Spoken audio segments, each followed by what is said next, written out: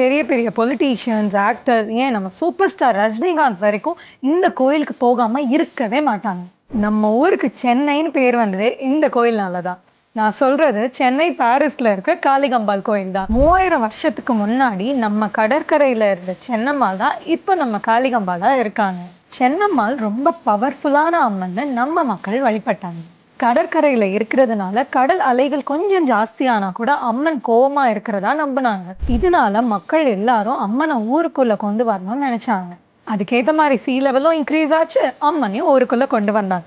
அப்படி இருக்கிறதா சென்னை பாரிஸ்ல இருக்க நம்ம காளிகம்பாள் கோயில். இவ்வளோ பவர்ஃபுல்லான கோயிலுக்கு சென்னையில் இருக்க top politicians, business man, actor, actress எல்லாருமே இந்த கோயிலுக்கு வந்துட்டு இருக்காங்க.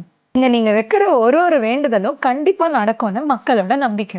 இவ்வளோ பவர்ஃபுல்லான அம்மனை தஞ்சாவூர் பெயிண்டிங்ல பண்ணி நம்ம வீட்லயே வைக்கலாம். அம்மனோட அருளால நம்ம வீடே செல்வ செழிப்பா மாறிடும்.